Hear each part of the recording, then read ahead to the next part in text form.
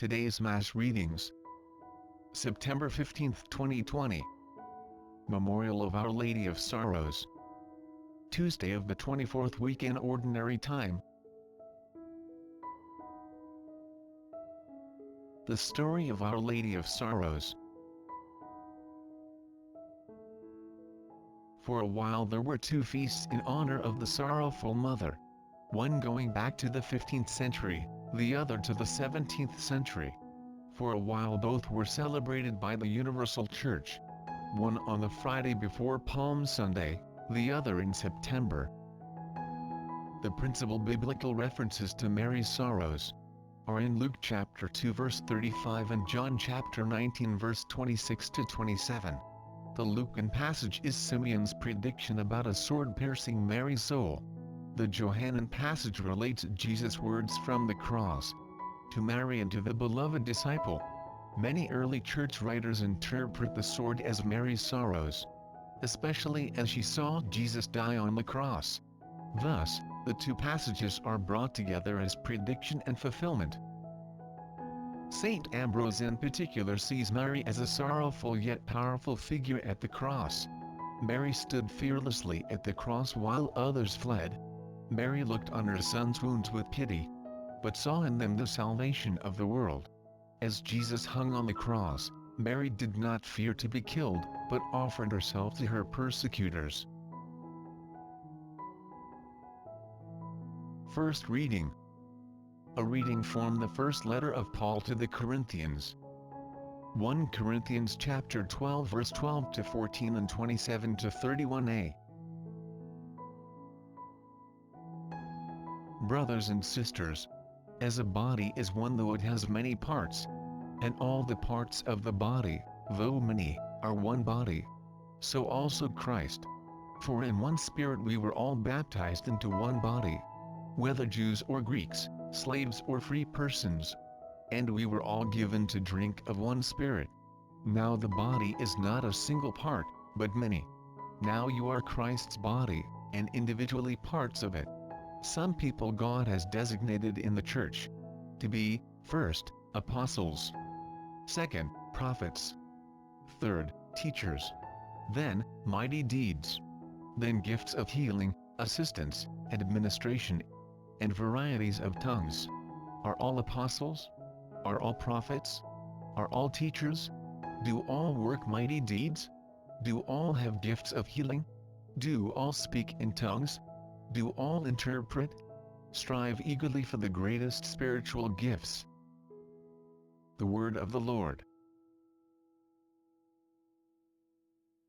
Responsorial Psalm.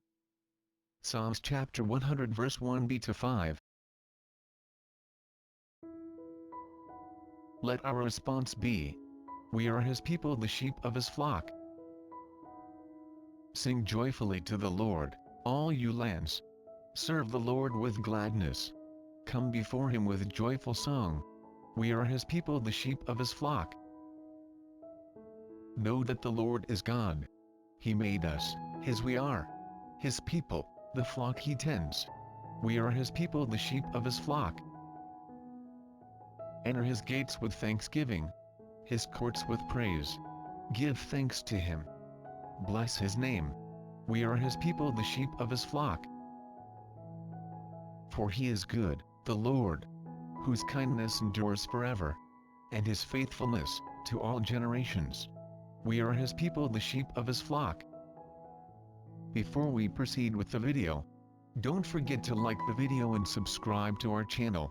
Also, please hit the notification bell, so you won't miss out when we release new videos. Feel free to share your comments, suggestions, and reflections at the comments section down below. Thank you and God bless. Now, let's proceed with the video.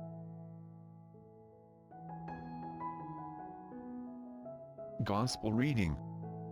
A reading from the Holy Gospel according to John. John chapter 19 verse 25 to 27. Standing by the cross of Jesus were His mother, and His mother's sister, Mary the wife of Clopas, and Mary Magdalene. When Jesus saw his mother and the disciple there whom he loved, he said to his mother, "Woman, behold, your son." Then he said to the disciple, "Behold, your mother." And from that hour the disciple took her into his home. The Gospel of the Lord. The reflection on today's Gospel. Today we remember Our Lady of Sorrows.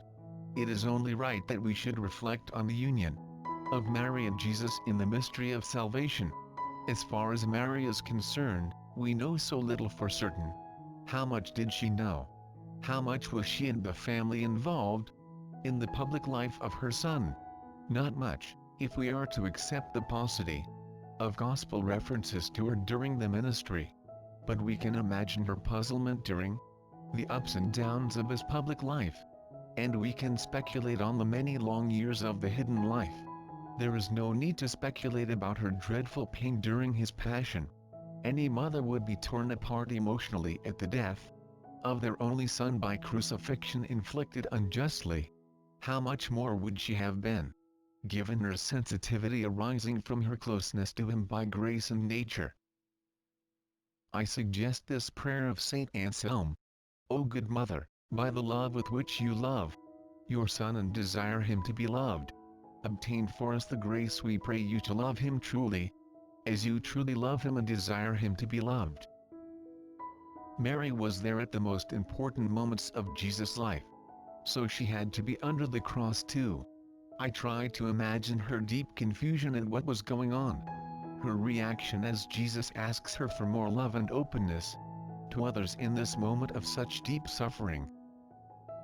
I bring to mind some situation of terrible suffering, situations of interpersonal conflict, or of war that have been going on for years. I bring them to the cross, asking Mary to teach me to feel sorrow at such suffering, a sorrow that is illuminated by faithful trust and compassionate love.